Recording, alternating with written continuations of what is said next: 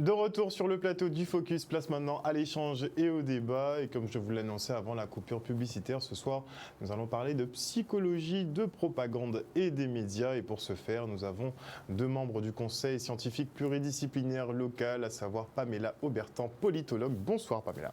Bonsoir. Et nous avons aussi Séverine Lizimac, qui est psychologue clinicienne. Bonsoir Madame Lizimac. Bonsoir. Alors on avait effectivement entamé une émission la semaine dernière avec Madame Lizimac sur tous ces troubles psychologiques par lesquels on passe depuis des mois maintenant. On va y revenir tout à l'heure. On va parler du rôle des médias. On va commencer avec notre rôle, à savoir si on a rempli notre rôle ou pas. Je te pose la question, est-ce que tu penses déjà, Pamela, que les médias ont rempli leur rôle pendant cette crise? Essaie d'être indulgente un peu, tu vois. Bon, alors moi, je vais aborder la question des médias à travers un regard critique et à travers un certain nombre d'auteurs. Il faut savoir que les médias constituent un pouvoir très important, on l'appelle le 5e pouvoir, et les médias sont très importants dans une démocratie, puisque justement dans une démocratie, les citoyens ont besoin d'être informés, et un citoyen qui n'est pas informé, c'est un citoyen qui subit des choses et qui se comporte un peu comme un mouton. Donc pour que les citoyens soient bien informés, il faut que les médias soient libres, il faut que les médias servent l'intérêt général, et ça c'est important. Or, depuis plusieurs années, on a remarqué dans les médias une concentration aux mains d'une élite. Et ça, ce n'est pas un phénomène, je vous dirais, récent. C'est un phénomène qui existe depuis de nombreuses années et qui s'est intensifié. On le sait aujourd'hui en France, vous avez 10 milliardaires qui concentrent l'essentiel des médias. Plus de 90% des médias. Essentiel, oui, tout à fait. L'essentiel des médias en France est dirigé par 10 milliardaires. Et ça, c'est une tendance que l'on retrouve dans plusieurs pays. Et vous avez plusieurs chercheurs qui avaient déjà alerté et tiré la sonnette d'alarme et qui expliquaient justement que dans les démocraties, pour les élites, pour les classes dominantes, le rôle des médias est très important, puisque dans une démocratie, il faut avoir l'assentiment des masses. Si vous n'avez pas l'assentiment des masses, vous ne pouvez pas faire passer votre point. Donc comment faire pour que votre point de vue, que vos intérêts, qui sont minoritaires et qui vous servent, puissent susciter l'adhésion des classes, puissent susciter l'adhésion de la masse. Comment faire? Eh bien, justement, les médias constituent un outil important et qui contrôle les médias arrive à contrôler l'opinion publique et arrive aussi à faire un impact sur le pouvoir politique puisqu'on les appelle les faiseurs de roi. Et ça, justement, les médias permettent justement de manipuler les masses. Et ça, on a eu ça dès les années 1928 avec un ouvrage. Alors, je vous invite à connaître cet homme-là, Édouard Bernays, qui avait écrit un ouvrage qui s'appelle Propaganda. Et je vais vous lire ce qu'il vous dit. C'est très intéressant, puisque on a assisté un petit peu à ça. On a beaucoup parlé d'Édouard Bernays actuellement, puisqu'il a été visionnaire. Et d'ailleurs, pour la petite info, il était élu par Goebbels, le ministre de la propagande allemand. Alors, vous allez comprendre. Alors, je vais vous faire la petite citation. Donc, il vous dit « La manipulation consciente, intelligente des opinions et des habitudes organisées des masses joue un rôle important dans une société démocratique. Ceux qui manipulent ce mécanisme social imperceptible forment un gouvernement invisible qui dirige véritablement le pays. » Et donc, Édouard Bernays expliquait dès les années 1928 comment il était important dans une démocratie de faire ce qu'il appelait la propagande. Et il disait même que la propagande, c'est l'organe exécutif d'un gouvernement. Et donc, l'idée, c'est d'influencer cette majorité pour satisfaire les intérêts d'une minorité, parce qu'il disait tout simplement en démocratie, les dirigeants ne peuvent pas faire ce qu'ils veulent. Et cet homme-là, il a réussi à faire changer l'opinion publique américaine. Souvenez-vous, durant la Première Guerre mondiale, les Américains ne voulaient pas rentrer en guerre.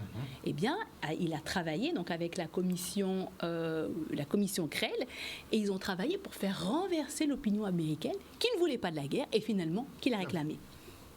Et grâce à ça, il a démontré par ses travaux qu'il est possible, sur une grande échelle, de façonner l'opinion publique et de vous amener exactement là où vous avez dit que vous n'irez pas. Et ça, il l'a fait par différentes manipulations, différentes tactiques. Et par exemple, il avait écrit d'autres ouvrages aussi. Et il a après fait une carrière dans la publicité. Alors pour la petite info aussi, moi qui suis une féministe, je me suis intéressée à ça. Il a travaillé pour la compagnie American Tobacco. Et c'est une compagnie de cigarettes. Et en fait, cette compagnie voulait doubler son chiffre d'affaires. Alors il s'est dit, mais tenez, les femmes ne fument pas. Pourquoi je ne m'intéresserais pas aux femmes? Alors il a eu l'idée brillante d'associer l'émancipation des femmes, tout le courant féministe, en disant, mesdames, la cigarette est associée aux hommes, vous aussi vous pouvez fumer. Alors il a organisé ce qu'on appelle les flambeaux de la liberté, où les femmes fumaient et les suffragettes fumaient, et donc ça montrait l'émancipation des femmes. Alors les femmes étaient contentes, mais en fait, ça a permis d'augmenter le but. Donc il a manipulé un peu les féministes. Tout à fait, le but, mais il a fait que ça. Une vie de manipulation. Il n'a fait que ça. Donc, vous voyez, comment, dès les années, alors ça ne date pas d'aujourd'hui, alors des fois j'entends des gens qui mais non, ça date depuis un moment, depuis que les démocraties sont beaucoup plus modernes. Et puis vous avez un auteur que vous devez à tout prix connaître si vous vous intéressez à la propagande dans les médias, c'est Noam Chomsky. Alors Noam Chomsky, il a fait plusieurs livres, donc Propagande, médias et démocratie, et un qui est délicieux, un peu compliqué à lire, mais super, ça s'appelle La fabrique du consentement. Comment les médias arrivent à vous, justement, vous faire adhérer à des choses que vous direz non, jamais je vais adhérer à ça, et arrivent à vous percevoir, à vous persuader que c'est bon pour vous. Et donc justement, les médias permettent en fait. Et c'est ce qu'expliquait Noam Chomsky dans un de ses ouvrages. Il disait les médias, ça permet d'écraser toute la dissidence sans aucune effusion de sang. C'est-à-dire qu'on vous met de côté complètement, et on pourra regarder les mécanismes, on peut vous mettre de côté complètement et faire que ce soit qu'une seule idée qui passe. Alors il expliquait pourquoi, comment ça se passe. Premièrement parce que il expliquait que ça se fait à travers 5 filtres. Premier filtre, les médias appartiennent essentiellement à des grands groupes. On le sait, je vous ai parlé tout à l'heure, 10 milliardaires contrôlent les médias en France, mais c'est la même chose aux États-Unis. Et au niveau mondial, vous avez des conglomérats qui contrôlent, à peu près une dizaine, pareil, qui contrôlent les marchés des médias américains. Donc ça, aux États-Unis, c'est les mêmes tendances. Même chose, les médias, ils se financent comment? Ils se financent par la publicité. On ne paye pas. Mais de toute façon, dites-vous que si vous ne payez pas, c'est vous le produit. Donc on ne paye pas, et donc du coup, vous êtes dépendant des sponsors publicitaires. Et s'il y a des choses qu'ils ne veulent pas voir, vous êtes obligé de ne pas les mettre. Autre chose aussi, les médias aujourd'hui sont en complicité avec le pouvoir politique et le pouvoir financier. On le sait, c'est le pouvoir financier qui a des actions dans les médias, mais également avec le gouvernement. Et pour la petite histoire, le gouvernement français, sur les 5 milliards qu'on a donnés à la culture et aux médias, 2 milliards ont été aux médias, dont 666 millions à la presse. Donc ça montre bien... 2 petits milliards. Oui, donc ça montre bien que les plus gros financeurs et les subventions sont essentiellement l'État et les entreprises privées. Donc du coup, l'État et ces entreprises, ces gros groupes, ont un droit de regard sur l'information. Et donc ils veulent faire passer un type d'informations qui, bien sûr, vont les avantager. Et également, donc là on arrive à notre 4e filtre. Le 4e filtre, c'est les contre-feux. Chaque fois que vous allez avoir une personne qui déroge au discours dominant, systématiquement, cette personne, on va la mettre de côté. Alors, soit on ne va pas l'inviter, ou sinon on va enchaîner ce qu'on appelle développer la machine punitive. Donc on ne va pas l'inviter, on va la traiter de tous les noms, on va dire qu'elle n'est pas sérieuse, on va la discréditer, on va chercher une petite histoire. C'est le cas, on l'a vu, du professeur Perron, c'est le cas de Didier Raoult. Alors tous ces grands scientifiques ont été complètement discrédités parce qu'ils n'allaient pas dans le sens de la doxa. Et bizarrement, effectivement, ce sont les plus grands scientifiques français qui ont tous été mis à l'écart. C'est-à-dire que tous les premiers dans les disciplines, à l'écart, à côté. Voilà, c'était pour envoyer un message. C'est un message très clair, c'est-à-dire que la médiocrité et le conformisme vous font progresser, et justement, les gens qui vont jusqu'au bout de leur pensée, sont mis de côté. Mais ça, c'est un phénomène qui existait bien avant le Covid.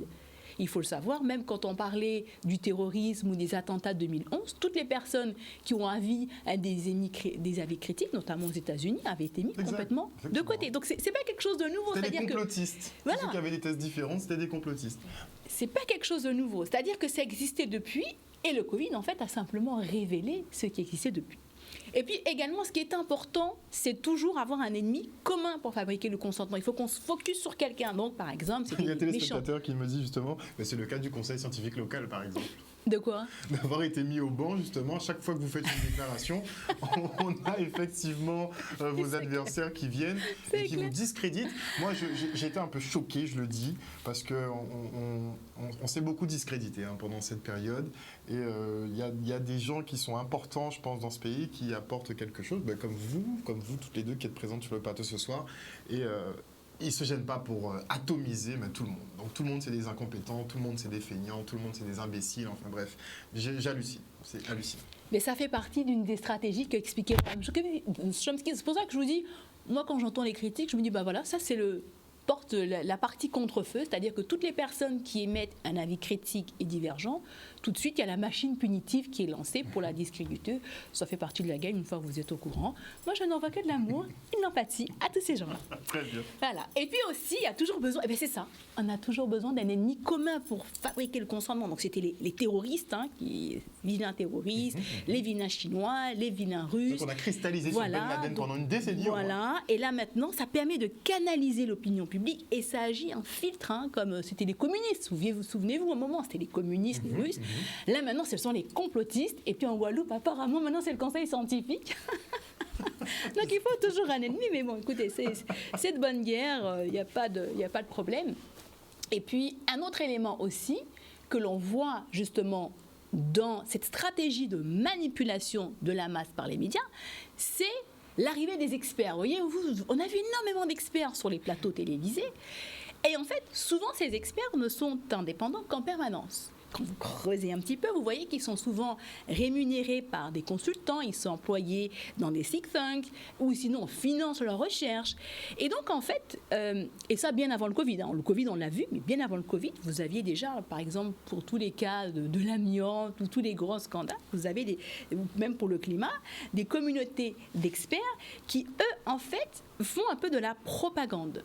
C'est-à-dire qu'ils vont aller dans le sens de la doxa, donc dans le sens du gouvernement ici, puis on va se dire, comme c'est un expert, c'est un médecin, c'est un professeur, un grand professeur, on va l'écouter.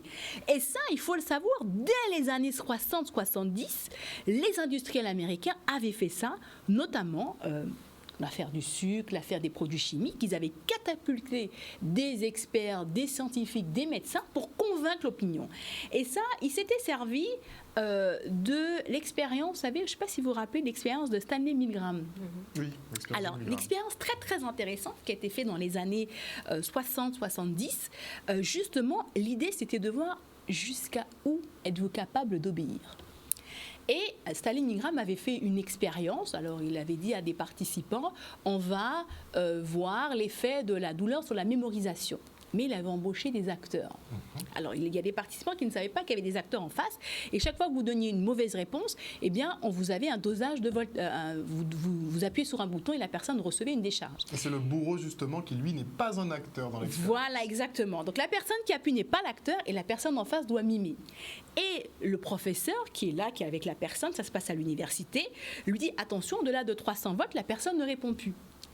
Et en fait, on a remarqué que, écoutez bien, 65% des gens, 65% des gens ont été jusqu'à des doses de 370 volts, tout simplement parce qu'on disait, allez-y, appuyez. Il a donné une mauvaise réponse, appuyez. Et les gens voyaient les gens crier, agoniser, mais ils appuyaient parce qu'on leur disait d'appuyer.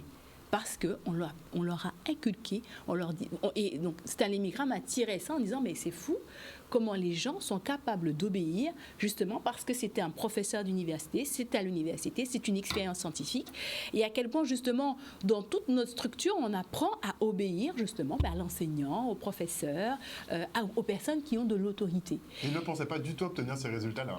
Au début, non. Et même les gens, se sont... À la fin de l'expérience, quand ils ont fait les débriefings, les gens se disent, tiens, vous voyez, ils se sont même pas rendus compte. Et vous avez une expérience qui a été refaite d'ailleurs dans une télé-réalité. Et là, c'était la présentatrice TV qui disait aux gens, c'était le jeu de la mort, je crois que c'était fait aux États-Unis, qui disait aux gens d'appuyer sur le bouton. Et bien là, on est monté à 80%. Parce que c'était les médias. Donc, on voit bien que, en fait, les gens placés avec des experts, avec les médias, sont dans une forme d'hypnose, dans une forme de décalage, et donc, du coup, ils désobéissent. Et on le voit, du coup, ça vous montre ainsi le pouvoir de ceux qui contrôlent les médias, qui sont en mesure de vous manipuler et de vous faire aller exactement là où vous ne voulez pas aller. Souvenez-vous, en décembre 2020, sondage, 80% des Français avaient dit « Moi, vaccin anti-Covid, j'y vais pas ». Les gens avaient dit non. Et regardez maintenant. Ils ont embauché l'un des meilleurs cabinets de conseil, le cabinet McKinsey, qui a appliqué toutes les techniques d'ingénierie sociale. Et il faut que les gens prennent conscience de ça. Hein. C'est des cabinets conseils qui définissent la stratégie politique du gouvernement depuis plusieurs mois maintenant. Toute la communication, en tout cas toute la communication sur la campagne de vaccination, et ils ont appliqué toutes les techniques d'ingénierie sociale. Et comme l'expliquait Philippe Bobola, qui travaille beaucoup sur l'ingénierie sociale, si vous ne connaissez pas votre cerveau et votre fonctionnement, les autres le savent. Et ça, c'est important de connaître comment justement on arrive à me faire aller là où j'ai pas envie d'aller. Et beaucoup de gens, face à l'autorité où, dès petit, on vous apprend à respecter les normes, respecter l'autorité, on a une pédagogie qui vous pousse à ça, et bien quand vous avez l'État qui vous dit ça, des experts médicaux, des professeurs de médecine qui vous disent ça, même, j'entends beaucoup de gens dire « Docteur Monka, dis-moi ça ». Quand vous avez répété ça pendant plusieurs jours par les médias, beaucoup de gens qui avaient dit qu'ils ne seraient pas vaccinés se sont fait vacciner. Donc on voit ici comment on peut utiliser ce pouvoir. Alors ça peut être aussi utilisé à bon escient. Par exemple, on peut aussi l'utiliser pour pousser les gens à consommer moins, à consommer des produits locaux, par exemple, à manger bio, à faire attention à l'environnement. On peut pousser les gens dans un sens positif comme dans un autre sens aussi. Mais il faut avoir conscience de ça. Et c'est pour ça que Noam Chomsky disait qu'aujourd'hui, les médias ne font plus toujours leur travail d'information dans certains domaines et ils participent à une forme de désinformation de la population. Et il expliquait dans son ouvrage dans les années 80-90 que c'était un grave danger pour la démocratie, surtout qu'on était dans des démocraties qu'on peut qualifier de basse intensité parce que vous avez une collusion très forte entre les acteurs privés et les acteurs financiers. Un peu trop forte, un peu trop étroite cette collision. Voilà. Là, elle est prégnante, là, maintenant. On a même une fusion, on aurait dit presque, entre les deux. Et pour terminer, Noam Chomsky vous disait, en fait, la presse n'est plus le contre-pouvoir, elle n'est plus le cinquième pouvoir, c'est un outil de propagande, et en fait, elle traite les informations essentiellement pour servir les élites économiques et politiques. Elle relaie les dépêches gouvernementales. Oui, les grands producteurs, oui, on l'a vu. C'était un relais. Et là, ça s'est vraiment vu pendant le Covid. On avait vraiment une presse de propagande. D'ailleurs, j'entendais des gens qui disaient tiens, c'est télé-préfecture ou télé-État. Mais oui, j'entendais beaucoup de commentaires sur les réseaux aussi, pour certaines chaînes. Et aujourd'hui, le traitement est aussi parcellaire. Par exemple, quand vous décidez de faire que le focus sur les victimes, par exemple des victimes du Covid, et pas sur tous les gens qui ont été guéris, et pas sur les choses positives, vous biaisez, donc vous mettez les gens dans un état, et je pense que Séverine nous en parlera, nous mettrez les gens dans un état de stress, parce que vous mettez que les informations négatives. Et ça aussi, c'est voulu pour vous orienter vers exactement là où vous ne voulez pas aller. Mais en avoir conscience, c'est important. Une fois que vous avez conscience de ça, on peut moins vous manipuler. Et c'est pour ça que vous avez des auteurs comme Noam Chomsky, Édouard Bernays ou Antonio Gramsci qu'on n'étudie pas beaucoup. On ne veut pas trop que vous connaissiez ça. Parce que quand vous côtoyez ces auteurs-là, difficile de jouer dans les esprits après. C'est plus difficile de vous orienter là où vous n'avez pas envie d'aller parce que vous reconnaissez les mécanismes. Voilà. Mais est-ce que quelqu'un qui est déjà pris un peu dans la machine peut se rendre compte, peut se réveiller, se rendre compte je suis manipulé, je suis utilisé? Oui. Après, effectivement, le souci, moi je pense que c'est bien, on en parlera, des fois ça devient une croyance, ça devient une part de notre identité. Par exemple, un Américain allait lui dire que la propriété privée n'a pas toujours existé et qu'il y a d'autres formes de propriété, que s'il est pauvre, c'est peut-être pas de sa faute et que c'est la faute du système. Ou les armes à feu avantagent essentiellement, sous prétexte de votre liberté, ça avantage essentiellement les industries d'armement qui manipulent. Et ça fait partie de son identité, ça fait partie de sa croyance. Et c'est vrai qu'on est conditionné, on a été conditionné par exemple à accepter des inégalités pas possibles. C'est pas normal que 1% de la planète, des milliardaires, se partagent les richesses de 4,6 milliards de personnes. C'est pas normal et pourtant on accepte ça. On a appris à accepter plusieurs formes de privation. Quand il y a eu le sauvetage des banques en 2008, on a accepté que les États versent énormément d'argent aux banques et quand on a demandé de l'argent pour les hôpitaux, il n'y en avait pas. Il n'y avait plus d'argent. Et on a accepté. Donc, on est conditionné à accepter l'inacceptable comme on est conditionné à accepter que vous avez chaque jour 10 000 personnes qui meurent parce qu'ils n'ont pas accès aux soins. Vous avez beaucoup d'enfants qui meurent de faim et on accepte. C'est comme ça, ça fait partie de la vie. Or non, c'est un système qui a été mis en place, si bien qu'en ce qui concerne la faim, Jean Ziegler, qui avait travaillé aux Nations Unies, qui avait été le rapporteur spécial des Nations Unies sur l'alimentation, avait dit « Quiconque meurt de faim meurt assassiné, c'est pas normal ». Mais, vous voyez, ça n'a pas suscité plus de choses que ça. On accepte. On accepte, on se résigne parce qu'on nous répète que c'est comme ça. Ou sinon, on vous répète que c'est pour votre bien. Il y a des gens qui sont convaincus que c'est pour leur bien. Et que l'État leur veut du bien, que les médias leur veulent du bien, et que c'est pour leur bien, et que c'est vous qui n'êtes pas net, qui êtes complotiste, parce qu'on vous a formaté à écouter l'autorité. Et ça, c'est difficile. Je pense que c'est bien en parlant. Psychologiquement, il y a des gens qui ont toujours fait ce qu'on leur a demandé de faire. C'est pour ça que moi, j'ai énormément d'empathie et de bienveillance pour tous les gens qui suivent les directives du gouvernement, parce que ça prend un certain courage de dire ben non, moi je ne suis pas ça. Ça prend une certaine personnalité de dire non et d'affirmer, non seulement de dire non, de critiquer, et de l'affirmer devant les médias. Ça prend un certain courage. Et sur la durée aussi. Et ça prend certaines habiletés pour pouvoir encaisser. Parce qu'il y a des gens qui ne pourront pas encaisser. Il y a des gens qui ont toujours appris, des petits, à faire ce qu'on leur demandait. Et qui ont réussi comme ça aussi. Les gens qui ont réussi, des fois, c'est parce qu'ils ont toujours suivi les normes. On parlait des fois des gens diplômés. Oui, mais aux États-Unis, moi je me rappelle, un de nos profs nous dit, oui, mais si les gens diplômés, c'est les gens qui ont suivi les règles du système. Ça ne veut pas dire qu'ils sont plus intelligents. Ça veut dire qu'ils avaient des bonnes habiletés pour suivre les règles du système. Donc voilà. Alors, à quel point nos esprits sont saccagés ces temps-ci? Ah, la manipulation, l'art de rendre l'autre fou. En tout cas, merci Pamela, c'est toujours un plaisir de l'écouter. Clairement. Ah oui, merci d'avoir introduit mon propos. Là, je vais parler un peu plus des mécanismes individuels qui influencent notre prise de décision. Je voudrais juste imager un peu la situation. Imaginez que vous marchez au bord d'une piscine et quelqu'un, que vous connaissez d'ailleurs, vous pousse dans l'eau.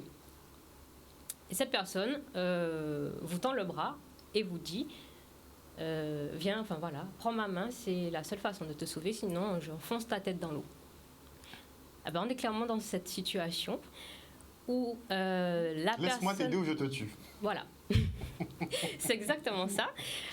Et en plus, cette personne vous dira, mais oui, mais c'est complètement irresponsable de marcher au bord de la piscine comme ça. Donc je t'ai poussé pour te faire comprendre que ton comportement est mauvais pour toi. Voilà, donc je t'ai sauvé. Donc face à ça, on va adopter 3 comportements différents. Soit une personne se dira, se fout de moi, donc je vais aller chercher ma solution ailleurs.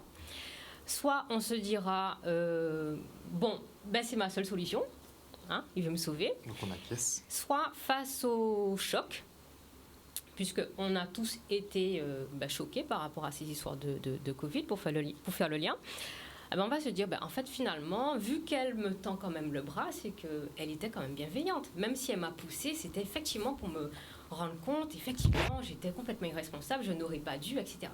Donc, on est là-dedans. On peut rapprocher aussi la situation qu'on a vécue avec la psychologie de la femme enceinte. On ne se rend pas compte, mais les femmes enceintes vivent une violence inouïe. Fréquemment, une fois par mois, elles dévoilent leur intimité à tout un tas de professionnels, gynéco, sage-femme, etc., que ce soit pour des touchés ou des prélèvements vaginaux, etc. C'est quand même violent. Donc, au bout d'un moment, elle va se déconnecter. Elle va se déconnecter de son corps, de ses pensées, et elle va essayer de rationaliser. Donc là, on va entrer dans les mécanismes de défense. Ce sont des mécanismes en fait qu'on met en place de manière inconsciente. Ce sont des stratégies qui nous permettent de lutter contre le stress et la souffrance. Donc là, par rapport à la situation, et notamment par rapport à la vaccination, donc on n'est pas là, effectivement, au niveau du CSPCC, pour dire si les gens doivent se faire vacciner ou pas, mais ce qui est important, c'est que la décision soit prise de manière libre et éclairée, surtout pour éviter des dommages psychologiques. Voilà. Et c'est vrai que sous couvert de peur ou de stratégie de manipulation ou carrément quand on est sous emprise, c'est compliqué de prendre une décision, en tout cas d'obtenir un consentement libre et éclairé. Donc on va mettre en place des stratégies, des mécanismes de défense, donc la rationalisation par exemple.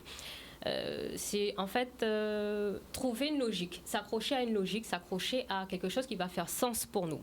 Donc par rapport à la vaccination, on entend ah mais c'était pour me sauver, c'était pour ne pas développer des formes graves. Donc c'est vrai que c'est compliqué d'en vouloir. Pourquoi d'ailleurs en vouloir à ces personnes qui ont opté pour la vaccination? Parce que pour elles, c'était quelque chose de vital.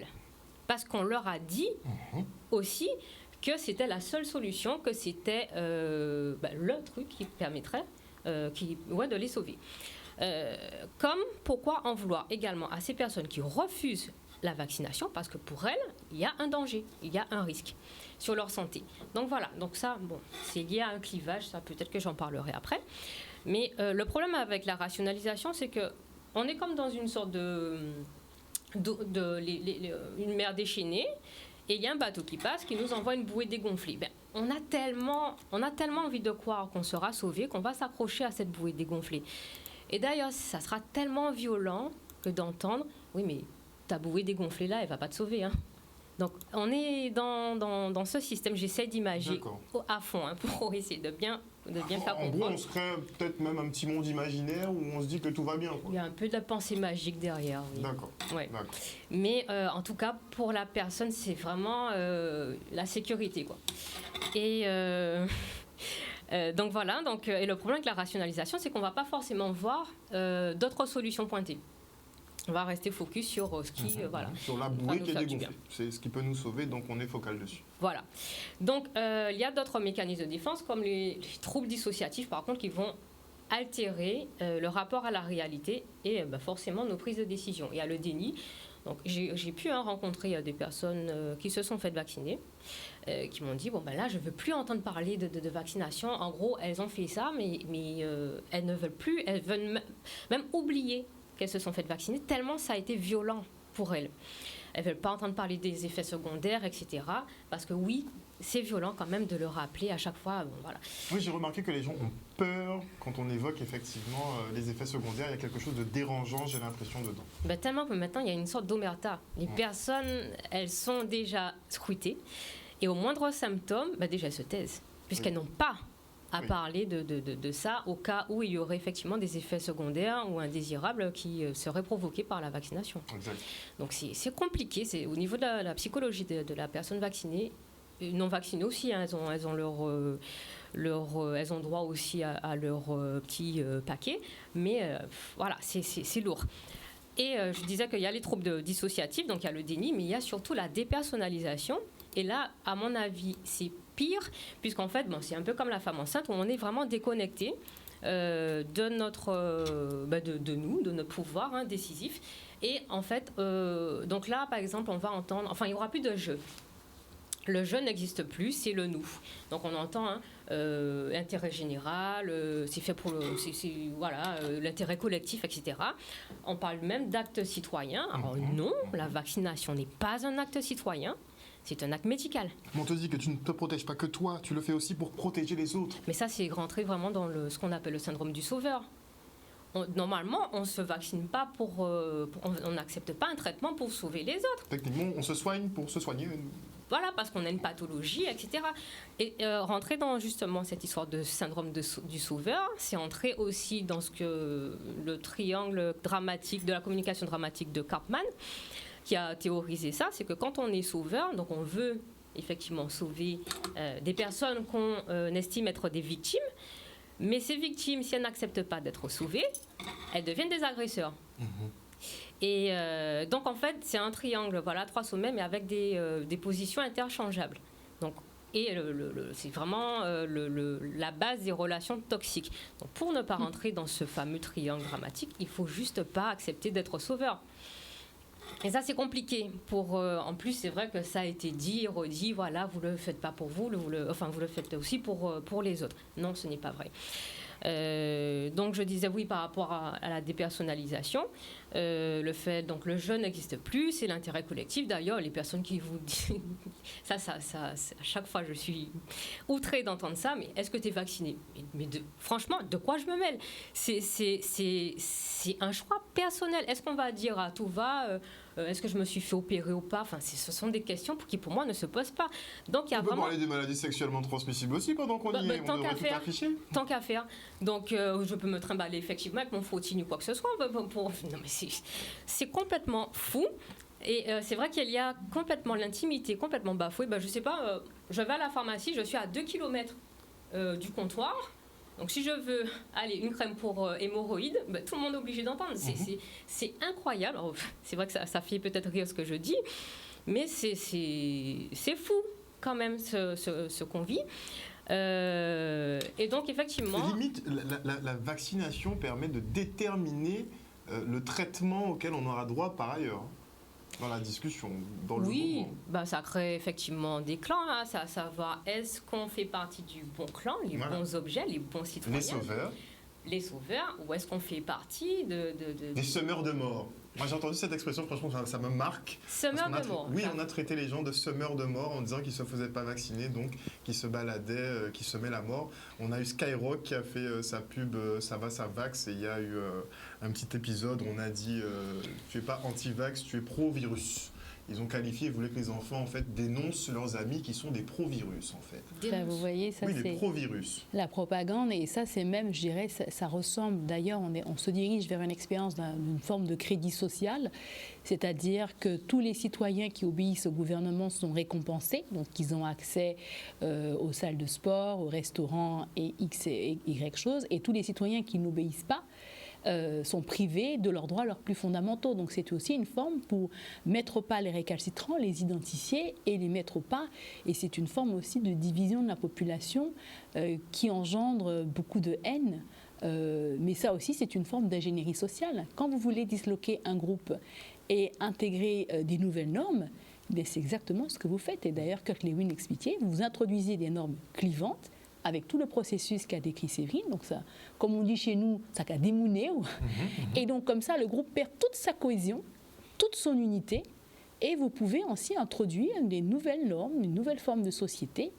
Mais on arrive, c'est une période toujours délicate, puisque dans certains groupes, ça ne fonctionne pas bien, parce qu'il y a une histoire, il y a des résistants, il y a des groupes qui sont organisés, et donc ça peut se retourner contre vous, contre la personne qui a introduit ces normes-là. Donc c'est une période toujours délicate, d'où l'importance des médias pour justement continuer cette propagande et faire en sorte de semer dans l'esprit des gens que c'est bien ce qu'ils font et tout le processus que Céline expliquait. Donc il vaut mieux éviter d'être un sauveur. Essayer de se sauver soi-même, mais pas de se prendre pour un super-héros qui vient sauver la planète.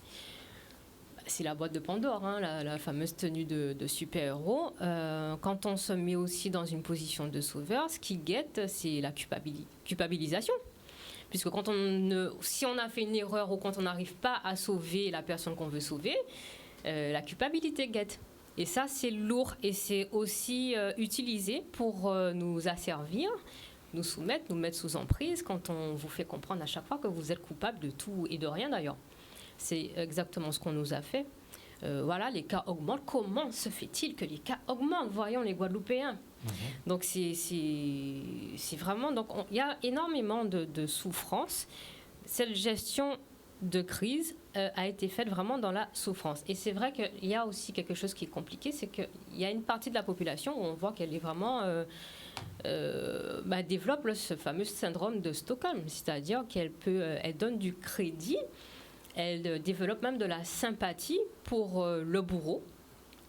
Et elle finit par justifier les attaques. Il n'y a pas longtemps, hier, j'ai parlé à un contact, bref, qui me dit oui, mais quand même, que faisaient tes parents lorsque tu n'obéissais pas? Imagine ce que à plus grande échelle quand la population ne peut pas obéir. Donc en gros, on donne du crédit à la maltraitance qu'on nous fait subir, puisque c'est de la maltraitance. On cautionne limite le mal qu'on nous fait. On cautionne, donc on est clairement dans le syndrome de Stockholm. Et effectivement, pour en sortir, c'est compliqué parce qu'il va falloir d'abord passer par la prise de conscience.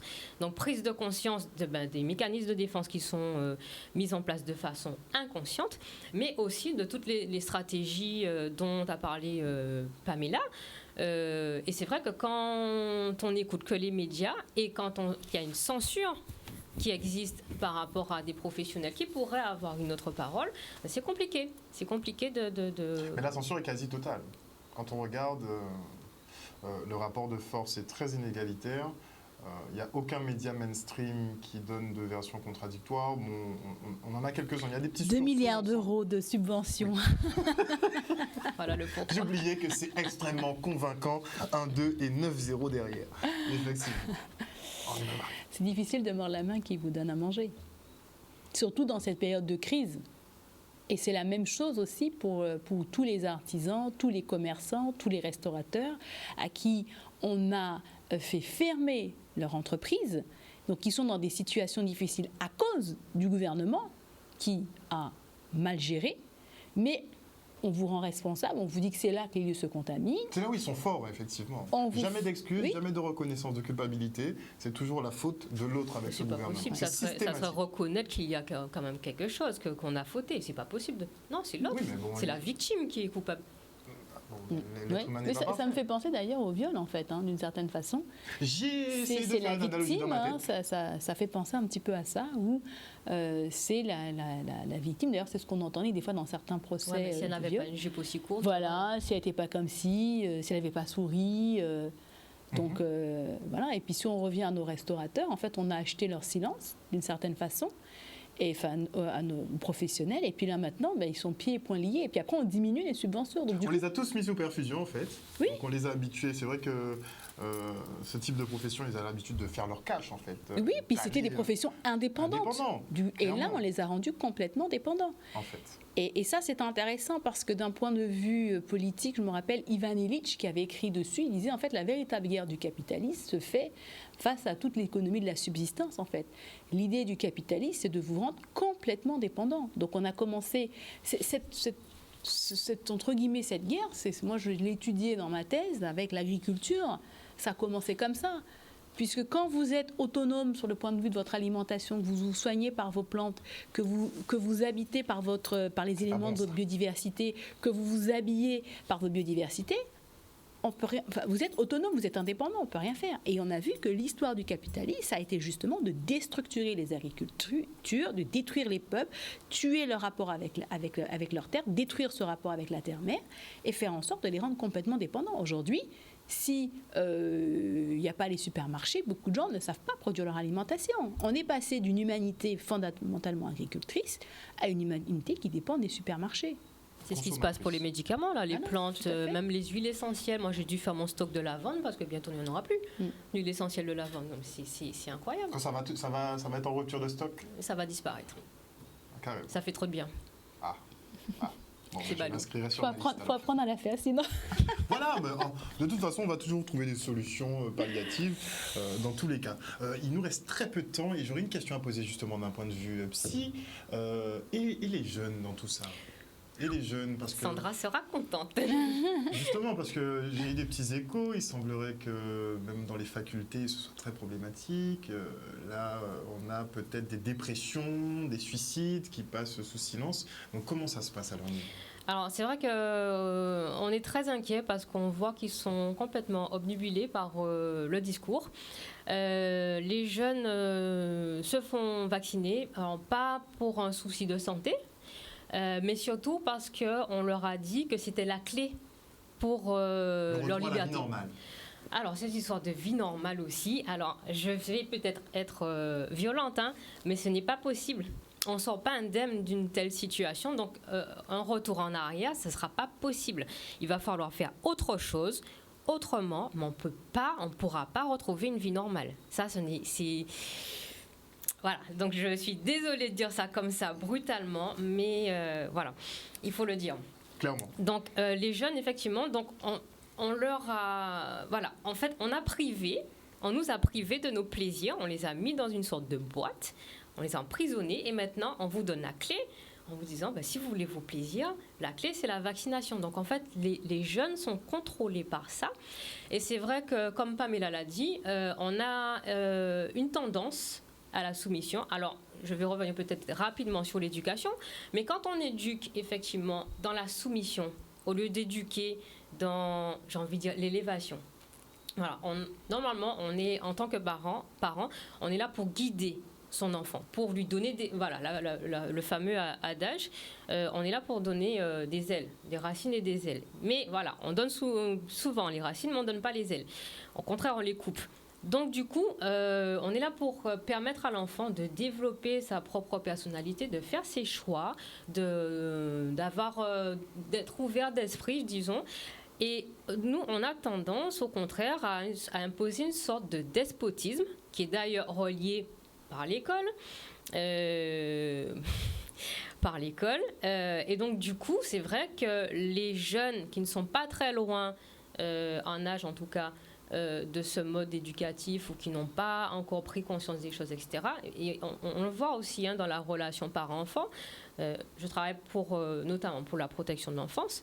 On a quand même beaucoup de cas en famille où on a les juges nous demandent à intervenir. Pourquoi ? Parce qu'il y a suspicion de conflit de loyauté, d'aliénation parentale, etc. Parce que on a tendance à vouloir créer des clones ou des photocopies chez nos enfants. On ne leur apprend pas à s'émanciper. Et donc, du coup, par rapport à la crise sanitaire, c'est vrai qu'on voit beaucoup de jeunes très, très mal par rapport à ça. Et moi, je crains une montée du harcèlement au niveau scolaire entre ceux qui seront vaccinés, ceux qui ne le seront pas, et ceux qui vont surtout répéter le discours entendu en famille.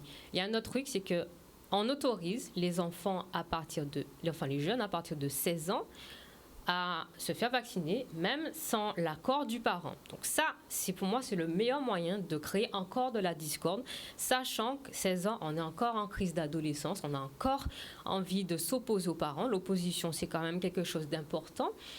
Ça permet justement de s'identifier à autre chose que les imagos parentales. Mais voilà, donc on va encore créer du conflit dans les familles. Ça, j'y reviendrai peut-être par rapport à la rentrée scolaire aussi, qui est compliquée. Il nous faudra planifier une autre émission pour qu'on poursuive un peu le décryptage psy de ce qui se passe dans nos cerveaux. Moi, je pense que ça mérite, puisque 1 an et demi, on doit traiter 1 an et demi quand même de traumas divers et variés. Donc je vous propose une autre émission pour qu'on puisse poursuivre, puisque l'heure passe très vite. On est déjà arrivé au terme de l'émission, malheureusement. Au terme, c'est vrai? Ah oui, il va déjà être 20h. Il n'y a pas de...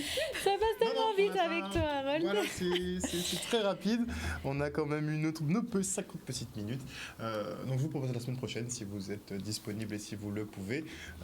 Je vais bloquer l'agenda dessus. Se mettre aussi sur l'action aussi. Moi, je pense qu'on pourrait faire ça aussi, de montrer aux gens. Dis-nous tout.